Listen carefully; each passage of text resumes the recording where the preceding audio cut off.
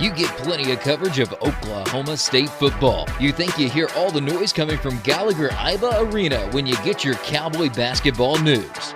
But you don't. You just don't get it, do you? You don't. And there's a couple of Jordans here to fix just that. This is the Cowgirl Coverage Podcast. This could be a podcast. Anyone with a computer can make one. Here are your hosts, Jordan Keene and Jordan Bishop.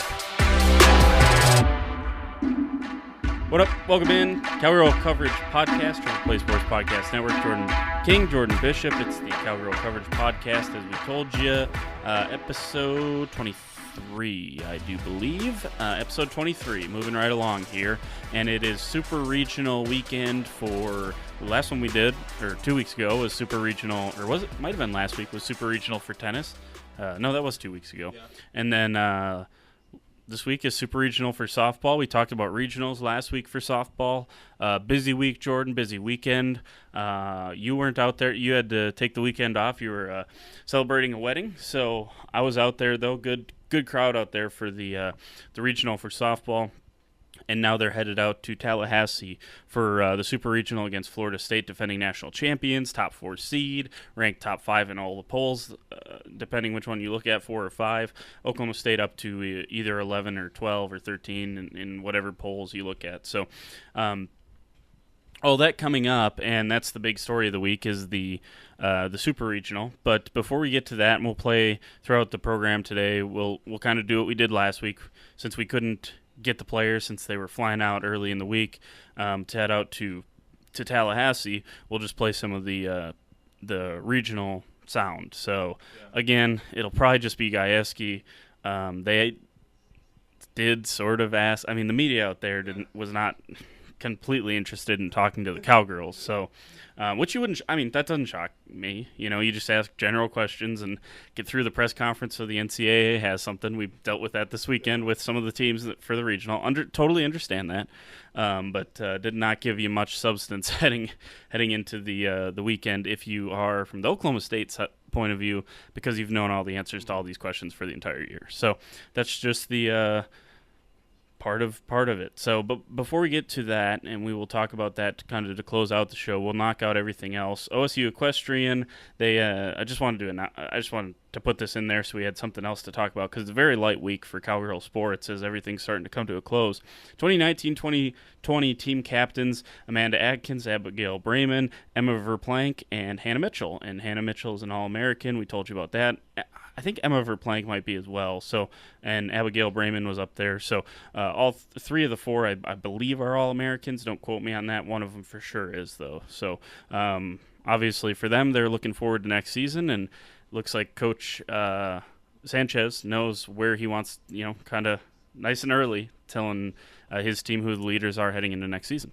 Yeah, when we talked to him ahead of Nationals, I think it was a month and a half ago, and he talked about how the seniors and the players with experience were the kind of the ones that were the leaders there. Obviously, they're the ones that turn the ship around, going out from the fall season into the spring season. So it's always good to have these captains to have leadership, just so younger riders have someone to look up to know who's been there before, and the ones that have Big 12 title experience and national championship experience. So it's always good to see this, especially being early. You don't have to wait, so everybody knows who's the captain. No drama about it.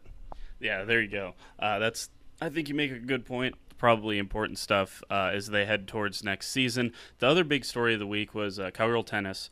Cowgirl, the way I described it today is, yesterday they said goodbye to 2 All-Americans, 2 cornerstones of this program this year. Sophia Blanco was someone who, through her 4 years, not as dominant as Stresnakova, not always in the lineup, but this year made a huge singles impact, and for the past 2 years been a phenomenal doubles player and an All-American last year, just a match shy this year of being a 2-time All-American. And then Stresnakova this week did a great job in her singles, got one upset, and a couple things fell right for her, and she won, and ended up just a few points. I understand she was swept in the 2 sets, in straight sets, but that first set, she was match point, I want to say, or set point, I want to say. So, she was right there as far as winning that first set and potentially forcing a third. So, it was not probably the weekend she wanted because she's good enough to expect Final Four, Final Eight, maybe a championship appearance. But to be one of the Final 16s, be an All-American, good for her this weekend. And then obviously the flip side of it is you see these careers come to an end. It's a little bit of you can take a step back as a program and say, wow, look at everything they've done for us. But in the same way, it's more about appreciating that and realizing that you can still build off of this than being extremely sad and downtrodden, that, taking the pessimistic point of view that, oh man, look at what we're losing.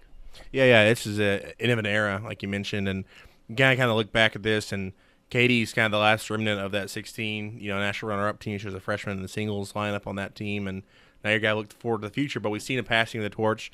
Catherine Gulihur, who played with Sophia Blanco, is going to be here for the next 3 years, hopefully, unless she goes pro. But Lisa Marie Rue, we saw how good she was in doubles in the fall, and then Binyale Tumchaiwat, Tamara Arnold, and got a lot of good players coming in as well. So it is an end of an era.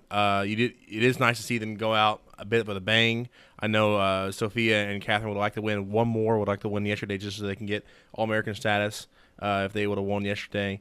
But for Katie doing that, especially after the year she's had where being at number one for the first time in her career, struggling a bit, she came into nationals with a 12-12 record, so 500 record, win two big matches. It's big for her, and we know she's going to be staying around. We talked to her about that.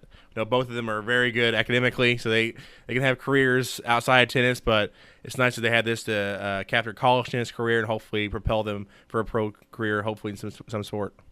No doubt about it. And again, both of them, we'll call them friends of the podcast since we've had them on here. So, both of them, as you said, very academically sound. I mean, Sophia won the Elite 90 award, which goes to the top academic and athletic player in whatever sport. They're just handing it out for baseball this weekend for a lot of them, or for golf this weekend.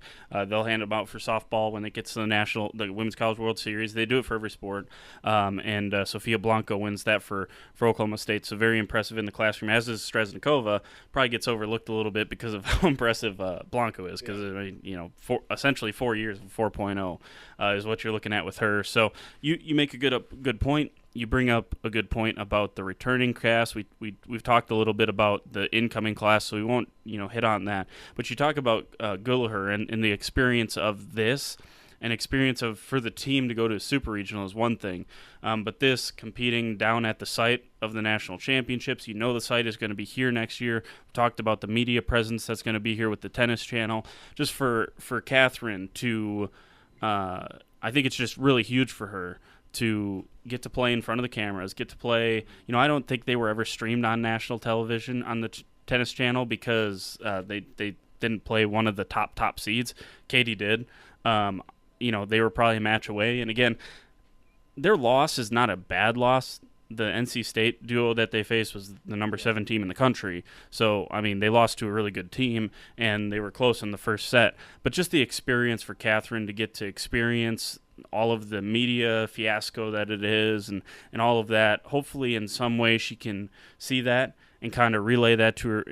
This is a good way. You wonder why, let's say for softball's sake, why is Sydney Pennington a captain as a sophomore? Well, she has a lot of the same experiences as the seniors do, and she has that leadership factor. I'll be interested to see if Catherine has that leadership factor, because she has some experience that maybe some of the other girls on the team, even though they're older than her, don't have now. So I'll be interested to see if that vaults her into a leadership role, because it's very valuable to have someone who can be around for another 3 years and be a leader for all 3 of those years. That's how you take a program from really good to elite, I think, is to have players that get this young experience, and that's obviously what we saw with Sophia a little bit, and we saw it with Katerina Stresnakova. We saw those players playing huge roles early on, and I think it paid dividends this year. So hopefully that continues with someone like Catherine.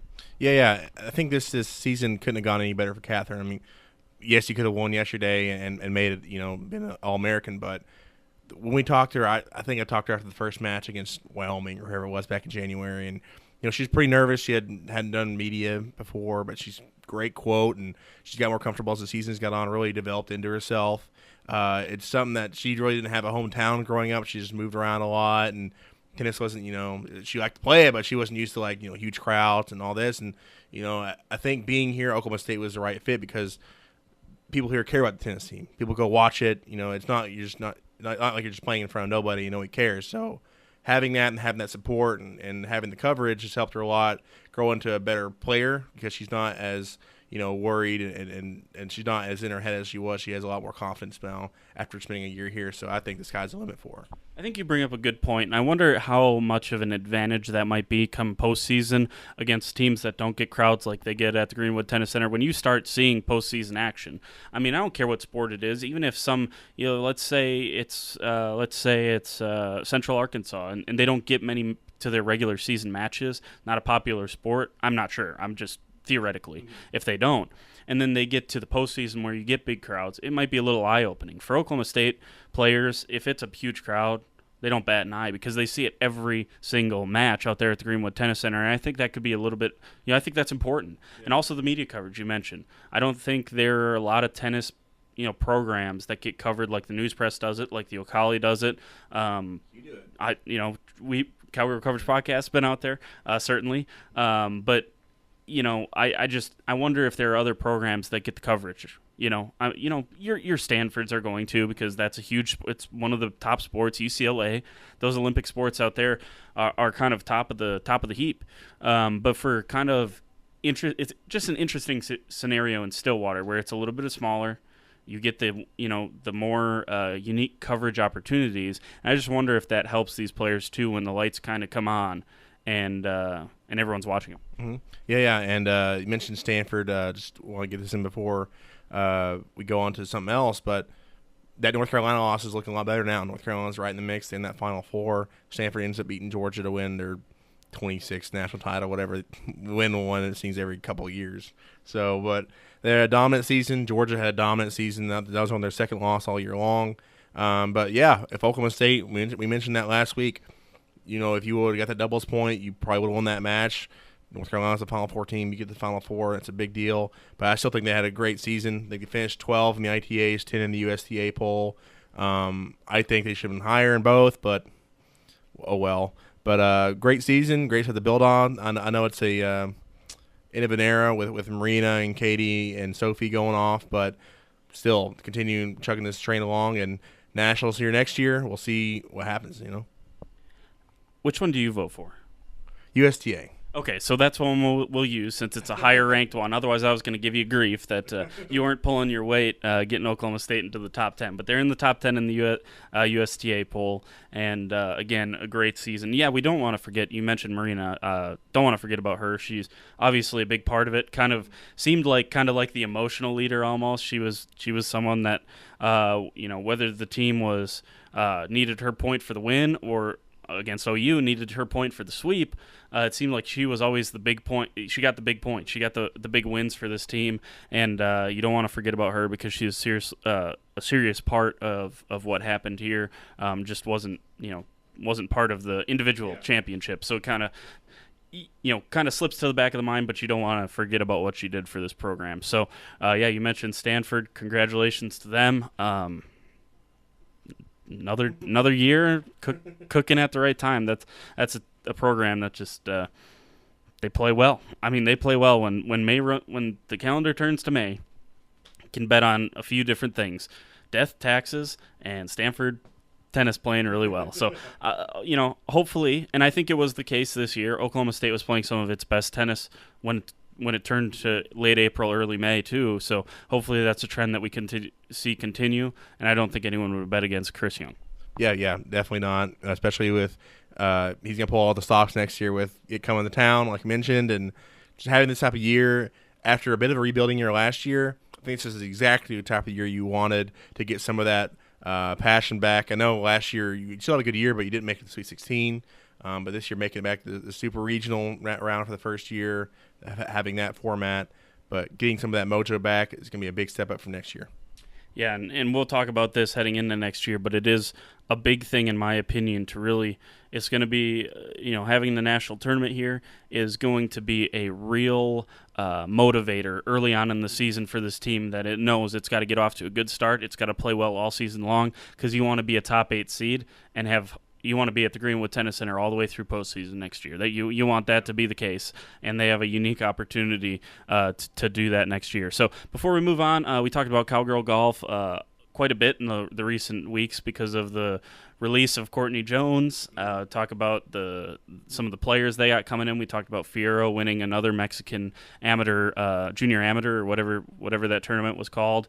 She's into the top 35 in the world as far as recruits coming in. Talked about all of that. Talked about the young talent. They are not over there right now, but today is the practice round for the men over in Fayetteville at the Blessings Golf Club over there in Fayetteville. But yesterday they crowned Duke as the national champions for the girls. So I just wanted to mention that. We won't talk anything about it, but you mentioned it coming in, and that Duke gets the national championship. Yeah, we did have one update. And you and I both asked Stephen Howard last week, who's the SID for Cowgirl Golf, and he said it's basically a one-man search crew of Mike Holder. He's over there. He's on the board of directors for the golf tournament, obviously, but he was over there for the women's golf tournament last week. So he's looking for somebody, maybe pick somebody from one of the programs there.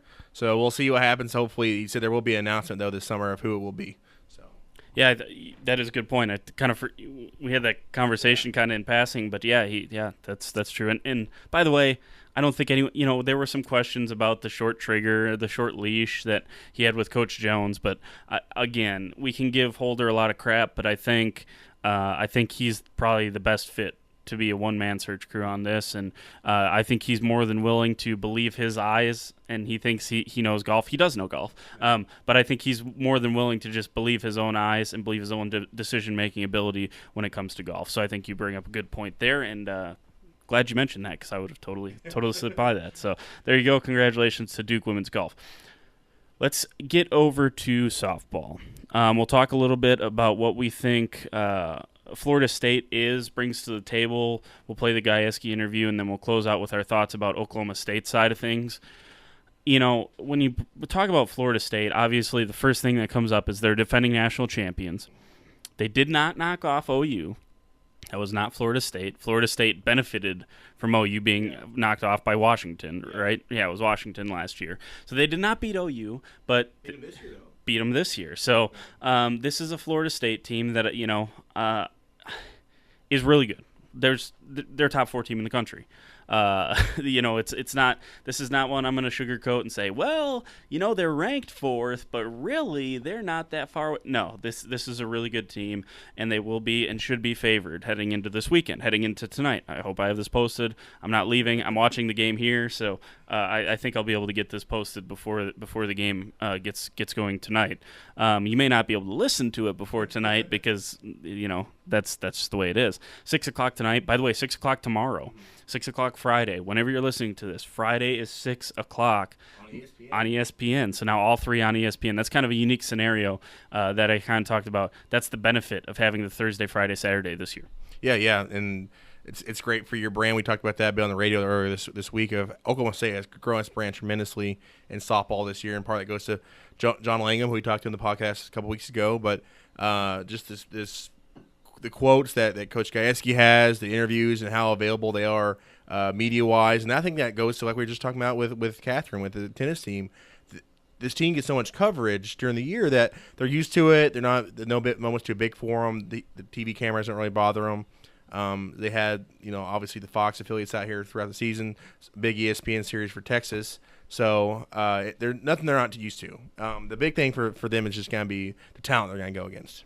Well, and also you talk about the social media buzz surrounding this team, brought to you by Samantha Shao, and the bat flip and all of that, and they've embraced it. I mean, they have not shied away from it. They haven't.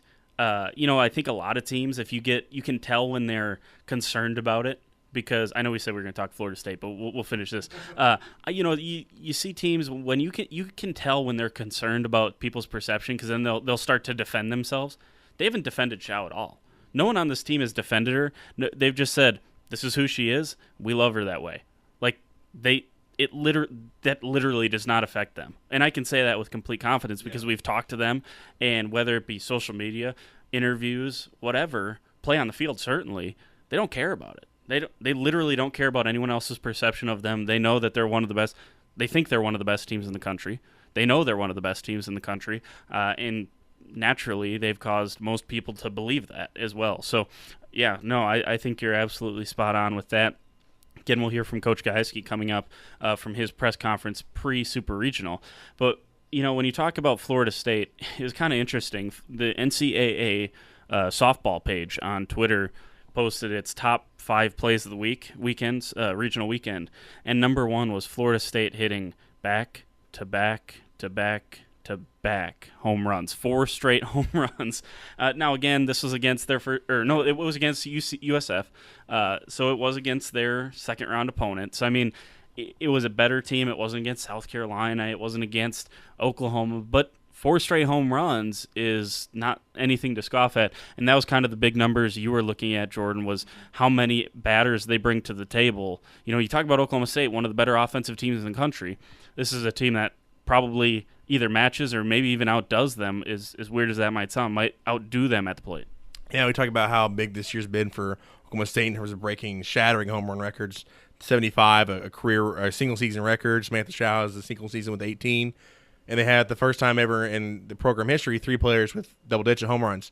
Well, Florida State has 104 home runs this year. They have 7 players with double-digit home runs. And then they have a sophomore second baseman who is from Moore, surprisingly, Sydney Sherrill, who is leading them with, I think it's 16. So it's a very tough lineup to get through if you're a batter, and then a very tough pitching order to get through if you're on the offense. So this is a team. You mentioned Sydney Sherrill started all 62 games for this team. 62 games, just kind of weird to see that. 62 games, started all 62, hitting .420 as you said, 16 dingers, 18 doubles, 59 RBIs. I mean, she's something else at the plate. I would expect her to maybe continue same old. This, you hope not, but you continue. You think that she's going to continue it. You don't bet on anything otherwise. So she's going to be very good for them. Danny Morgan is another one that hits .391. Let me just run through their top 9 hitters in terms of average. .420, .391, .360, .352, .352, .345, .315, .277, .319. Those are their top 9 players, and all of the players that have played in 55 or more games. That we haven't seen numbers like that since OU. Yeah, and you might think, well, they are in a different conference, the ACC. It's an all right conference, but there's a reason that Florida State was the only one to ever win one from the ACC last year. So it's not one of the top elite conferences like the SEC, the Pac-12, and even the Big 12 sometimes. So whenever Baylor's doing well, and Texas and OSU, basically when Baylor's not having the year they had this year. So I think it's going to be a team, you can look at the numbers and say, it's the ACC, but it's still a team that hit a lot of home runs, a team that hits for a lot of average, and one that's, returning a lot of players from last year when they went through it as a 7 seed and won it all. There is no doubt about it. And that's, I kind of made that argument earlier in the season. The next best ACC team is North Carolina, and they are the 23rd ranked RPI team. They're below like a team like Drake, Texas Tech, below them. That's the next best team in the ACC. And by the way, in the regular season, North Carolina, though at home, won the series against Florida State. So I mean, it's a Florida State team who is playing some of its best softball right now. I'll give them that, but they haven't been perfect throughout the season by any means. So getting back to them, Jordan, we talked about the offense. We know they're going to face a good offense. Oklahoma State fans will feel confident with Shaw in the circle. I think there's question marks right now around Sam Clakeley, but I think there is some confidence as well in Logan Simonek coming out of the pen if Clakeley does give up, say, 3-4 runs in the first couple innings. I think there's some confidence there that Simonek can come in, slow it down at the very least. She's been able to stop the bleeding on a lot of occasions. And if she's able to do that, I think you believe in your offense just enough. We'll get to Oklahoma State in earnest. But I think, matching up in the circle will be an interesting conversation we can have coming up. Megan King is a dynamic pitcher, fifth-year senior. That's what you're going to hear Coach Gajewski talk about. He says in this sport he doesn't think that they don't redshirt people enough. Yeah. They don't redshirt kids enough, and he credits their coaching staff. So you'll hear that in just a second. But this is someone with a 1.42 ERA, 29-5, and 216 strikeouts. That was the number that kind of – now she's pitched close to 200 innings, but 216 strikeouts. I mean, my goodness, Jordan, those are numbers that just absolutely jump off the page, and we could see her 3 times this weekend. Yeah, she's going to be the best pitcher they've seen since G. Juarez, who, by the way, before we get into this, congratulations to Wisconsin softball. Let's go. Dude, G. Juarez is no longer perfect. You're welcome, America. You are welcome. Wisconsin pushed them to the brink, so congratulations to the Badgers. But, yeah, it's the best pitcher that they're going to see since then. Miranda Ellis obviously is up there. Miranda Ellis, by the way, I don't know if Texas got a win after how many innings she threw in this last week. But she's someone that took them there last year. She had that redshirt year, I think, before her junior season. I think it was between her sophomore and junior season. She had that redshirt year. It's helped her out a lot, obviously. And somebody who, I don't know, scenario-wise, obviously you want to throw Shao against her. You want to throw your number one against the number one. But then we might see her again the second day, like you mentioned. So I don't know what you do then. And Sam Clakley, I mean, she was so good for such a big part of the season. And then I think once she get in that OU series and she got called for a lot of illegal pitches and it just kind of got in her mind. And then she buttoned it up a little bit, seeing against Tulsa, first 2 innings, and then they started getting hits, started getting rattled, had to bring in Logan. So I don't really know what they're going to do in that second day. We'll see. Hopefully that Cowgirls aren't afraid of King. I know they're not afraid of her, but hopefully they can get hits off of her, force them to go with a bullpen like they did, like Texas did with Shaylin O'Leary. That'd be a pretty nice scenario. But we'll see what happens because that's going to be the biggest matchup. Everybody looks at the offensive numbers and says, oh, it's going to be a shootout. But the big thing is going to try and go get hits against Megan King. Vegas, you mentioned the Vegas numbers. Vegas thinks it's going to be a shootout as well. The over/under at 9. That would mean they're assuming it's going to be a high-scoring game as well. But it's interesting to me when you pull up their statistics because their second most innings pitched pitcher is the one with the higher ERA. Now their second and third pitchers have pitched similar innings. Seems like King starts most of the games, and then they opt to bring in a reliever. Or if King's rolling, they probably just let her roll. Yeah. Obviously with 216 strikeouts, she's rolling a lot, so you don't have to usually relieve her a lot. I seriously think that we might see her definitely 1-3 if they do foresee if necessary. Just we'll see Shao 1-3, but that 2 game is going to be the one that's going to be intriguing to me. If they throw her, obviously they lose tonight, they're probably going to throw her tomorrow, just so that way they avoid a 2-game sweep, which would be insane if Oklahoma State did that. But that's the interesting one to me is if they win, are they going to throw her tomorrow or are they going to go to the bullpen? So we'll see. Yeah, that's kind of interesting. By the way, pitcher number 2, Mackenzie Herzog, she is also she bats as well. She's one of their batters as well. She's hitting .315 on the year. She's got 3 home runs, so kind of more of an average hitter for average. But she gets on base at a .342 clip, does a pretty good job there. And stolen bases, she has 13 of them on the year. Here's an interesting stat: 42 stolen bases out of 47 attempts for Callie Harrod. 42 stolen bases, Jordan. Who's the leader for Rose? Is Naomi with like 17 or something like that? Naomi would come in at second place, barely. 42. Yeah. You don't want her to get on base. It's just keep her off base. Yeah, well, I mean, we saw how big stolen bases can be. That's part of the reason Oklahoma State's in this position. Their stolen bases were huge in that second game win over Tulsa. So that was massive for them. So we'll hear from Coach Kenny Gajewski here when we get back on the other side. I want to talk about we're probably going to see King in all 3 games this series. I want to talk to Jordan about the prospects of possibly seeing Sam Shao in all 3 games this series. So here's Coach Kenny Gajewski in his pre-Super Regional press conference. We'll see you on the other side.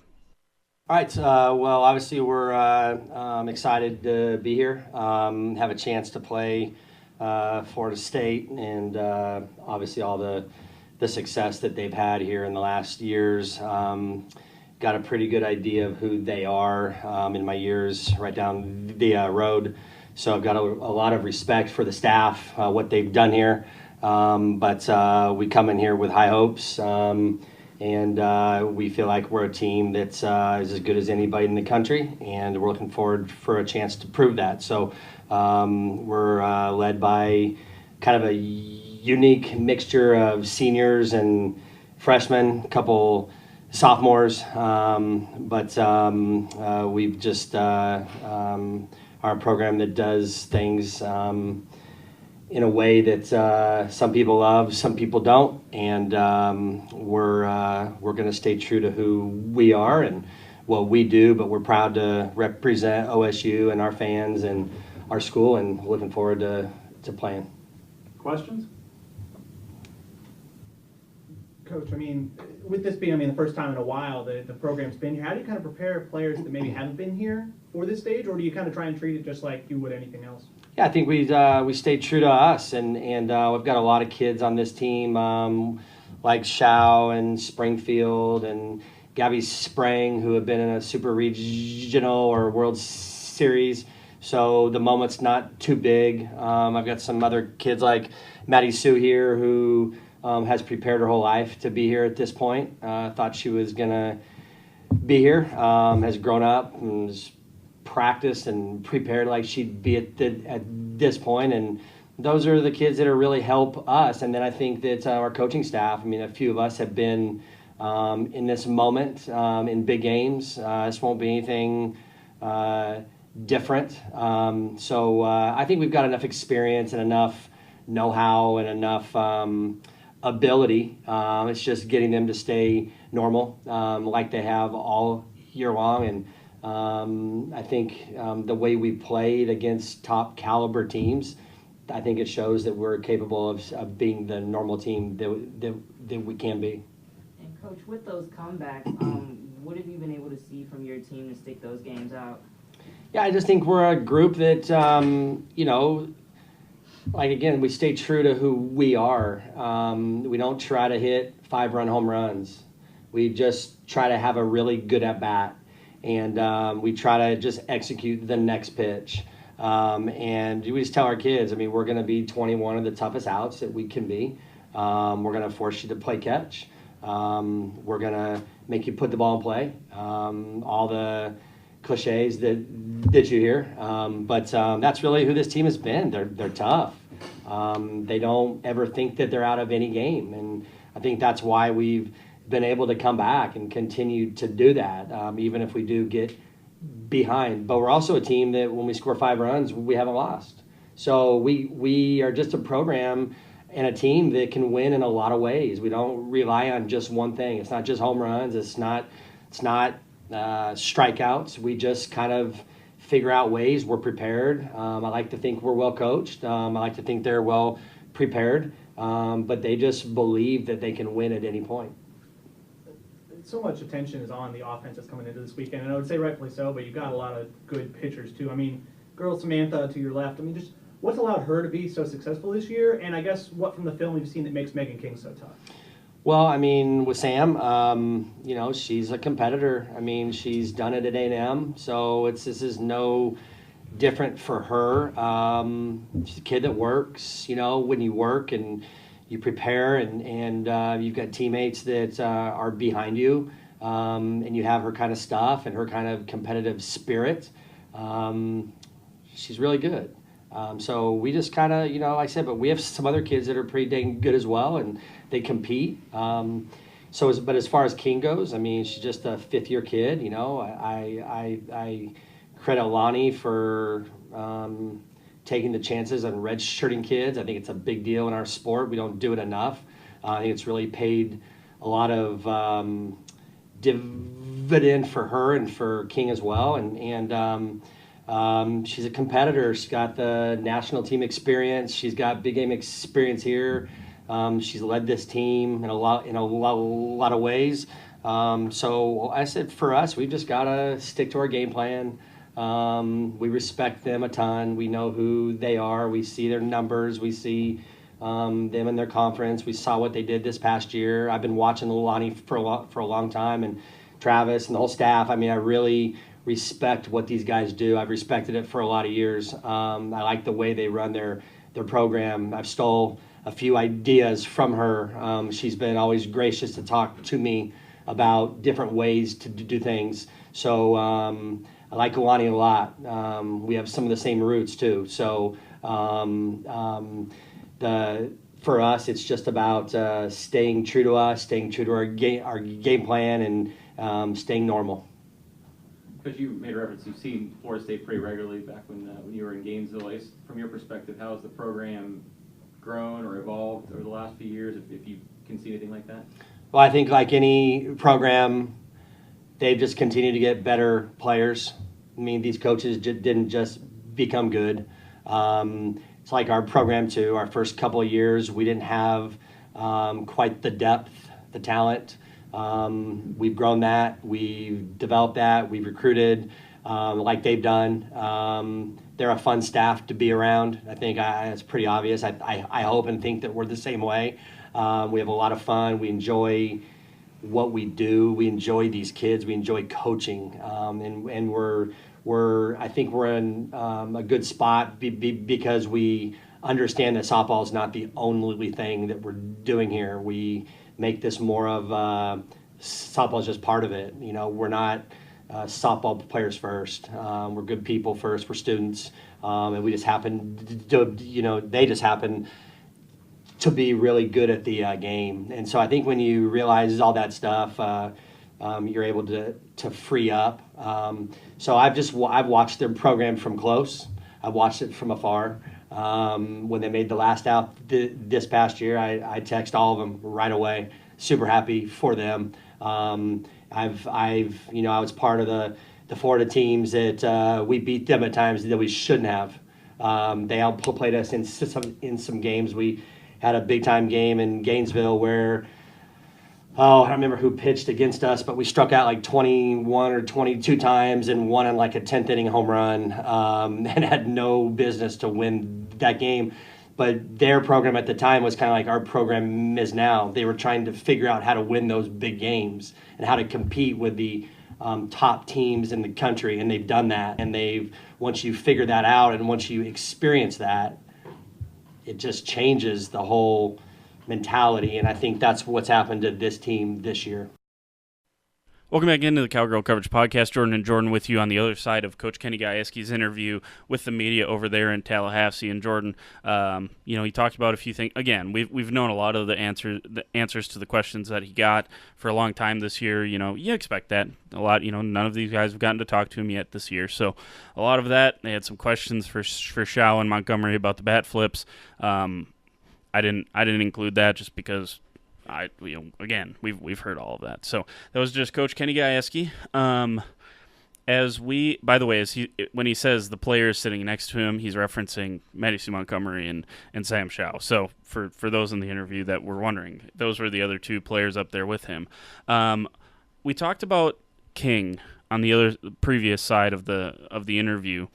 Do you think there's any chance, because I made the case earlier on in this season, that again, yes, you want to be who you've been all season long. You want to be normal. That's the phrase that Coach Gajewski used in that interview. Be normal.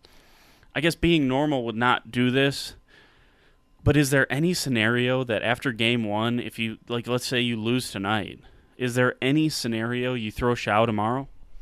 There might be. If it's a close game, and that's just the difference between this team and previous years is pitching. Pitching's always been a big part, and Sam Shao is better than your previous number one in years of Brandon Needham and Casey Freeze, and she's just better than them. But after her, it gets rough unless Clayclee's in the same mindset she's been recently. Don't know if she's gonna have her stuff there. Logan is a great pitcher. I just can't see her as a starter anymore. I mean, I just don't know. There's something about her starting those games. So you have to go almost to Sam because you aren't bringing Gabby Spring in. So that's a definitive. So it's going to be one of those three. So it might be Sam if it's like a 2-1 game. Might bring her back in. If she keeps below the pitch count, she's under 100 pitches, I can see it happening in game 2. And again, since we do know, and I know you don't want to shatter anyone's confidence, and maybe if you don't start Clayclee, who knows? Maybe she's someone that kind of takes a turn for the worse, so to speak.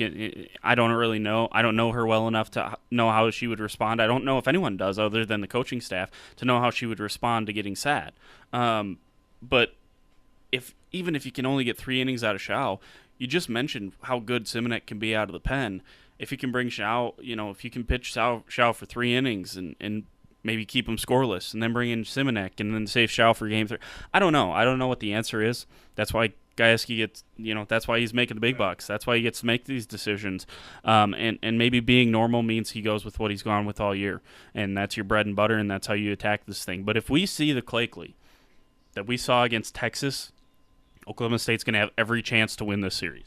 Yeah, definitely. And you mentioned the decisions, and I wasn't there for this weekend, but I got to see the press conference and how hard it was. We saw Kenny get emotional about putting Sydney Springfield, in the designated player spot, to replace Taylor Lynch, who we had on the podcast before. It's a hard decision, but she's just better right now. And that's not anything as Taylor. It's just she's playing on one knee, and it's hard to get a lot of power off that. You're limited on how you can get on base. You have to hit one to the gap, basically. You can't hit a double. You're just limited to singles and having to get a pinch runner in. So it's those decisions you have to make. And if Clakeley's pitching well, then it's not a hard decision. You put her in there. But if she's not, him and Jeff Kocher are going to think, well, are we going to put Logan in this, or are we going to put Sam Schau back in this on back-to-back days? Who knows? So it's tough decisions, but we seen him make one last week, so he can make them if he has to. Yeah, there's no doubt about it. He's a phenomenal coach, and again, excuse me, I don't think there's any Oklahoma State fans that would have anyone else making these decisions or anyone else that they would trust more than he to make these decisions for this team. So there you go. That was kind of the pitching thing. Do you know what happened? Did you read the Super Regional notes? Do you know what happened the last time they traveled out to Tallahassee for a couple games against Florida State? I know it was 2009, but I don't remember what happened. They swept Florida State out of their own regional. Wow. 2-0 against Florida State last time they were in Tallahassee. It'd be nice if they got the same result and we're back here milling around Stillwater by Saturday afternoon or Sunday morning. That would be quite the feat for this team. Yeah, it'd be huge. It'd be huge to make it to Oklahoma City next week. I mean, and that's what we talked about when we get to hear Kenny's quotes, is that he has high hopes for this team, and he's been saying it since January, since December. He talked to the media outlets, this team's going to make the World Series, and everybody kind of just scoffed at him. But look at that. They're one step away, 2 wins away from making that dream a reality. Yeah, there's no doubt about it. Let's talk about this offense a little bit, Jordan. You mentioned the exclusion of Taylor Lynch, the inclusion, kind of the infusion of power back into the lineup with Sydney Springfield. And when you put her in there, if Pennington starts to hit, if Springfield's hitting, if Chelsea Alexander can just get on base like we know she can, this lineup 1-9, I would put them up with any lineup in the country, maybe outside of OU. Yeah, it's good. Then we talked about that in the middle of the lineup, bolstering it. If you have, obviously factories like Grand Slam, Michelle Richburg at the 4-hole's been great. Kylie Naomi's been great. And then Springfield, he's a power hitter you bring in there. Sydney Pington had a lot of loud outs. He mentioned that last week with her and against Tulsa in those regionals. So she's back, hopefully, to her level. And then if Chelsea Alexander just gets on base, then you have flip it over the order, Riley Bayless, Sam Schau, Madison Montgomery. It's pretty good. This says more about how they're playing right now, but I think maybe the most dangerous stretch of 3 in this lineup right now, or where I would be, where it just seems like I have a ton of confidence right now. And it's not like I have a ton of confidence in Bayless, Schau, Montgomery, but we've had that we've had that the whole season long. I have so much confidence right now. If I see bottom of the 7th inning or top of the 7th, it's your last at bat to either extend the game or send it to extras or walk it off. And the 3 that are coming up is Richburg, Factor, Naomi. I feel pretty damn confident about that right now, Jordan. Yeah, we've seen Richburg, all-region player this year, breakout. Naomi's gotten it better at the plate. We talked about that with her last week. I mean, she's been phenomenal in the field all year long, just like Bennington. Her plate work has needed a little bit of help and a boost, and it has gotten that. And Factor, she's been great ever since, in the non-conference and conference season started. She went through a bit of a lull. She got replaced with Maddie Lohman, I think, for one game. That was a fire to get her back up there and get hitting again. And she's back and she's playing well. And she had that phenomenal grand slam against Tulsa to get her back up in the lead. So that's a lot of young players playing with a lot of confidence. And again, if you do see Springfield and if Pennington gets back to it, we've seen Springfield come up with big hit after big hit. If any one of those 3 get on, and Naomi has been dynamite at getting on, maybe stealing an extra base, maybe hitting a double, she's got that speed that we talk about. If she's at second base with Pennington, Springfield coming up to the plate, I feel pretty good about the chances of putting a crooked number up on the board for Oklahoma State. So this lineup, again, outside of Xiao is not flashy, or outside of Bayless and Xiao is not flashy at times. But I've been really impressed with their ability to win in multiple ways, because you have to be multiple if you want to win a national championship. If you want to get to the College World Series, you got to be multiple. You got to find ways to win. They wouldn't have gotten to the Super Regional if they didn't find ways to win games in multiple ways, because Tulsa took them down to the wire in 2 different games, and they won it in 2 different ways. So you got to be able to win it in different ways if you want to go to the College World Series. Yeah. I do think they need to for tonight to get a big start. I mean, that's what's been a moment for them. The one game they didn't get a big start against Tulsa, they ended up losing that one because they didn't get a hit until the 5th inning. So Bayless, they had that big 4-0 lead. I know Tulsa came back to take it, but getting that spot, seeing yourself doing against that team gives you a lot of confidence that even if you do get down later in the game, you know you can get right back up there because you started off with a big bang. So Bayless and Xiao Montgomery are going to set the tone for them this night or tonight. Everyone in Stillwater should have their TVs locked on ESPN this weekend, and hopefully by 2 p.m. Saturday at the very latest, we're talking about the Oklahoma State Cowgirls heading to a Women's College World Series. It's going to be an exciting weekend, Jordan, and I know you and I are both excited to watch this go down over there in Tallahassee. Yeah, this is something they've been waiting on a long time. This is it for those seniors. I mean, this is make or break. We'll see what happens. Episode 23 in the books. No guests this week. Stick around. We promise we'll get the guests re-rolling, but just it seemed like every team's out of town right now. So, and with school ending, not a lot of availability for some of these teams as well. So we'll keep the guests rolling coming up here in the future weeks, but we appreciate you listening in. This is episode 23 of the Cowgirl Coverage Podcast on the Triple Play Sports Podcast Network.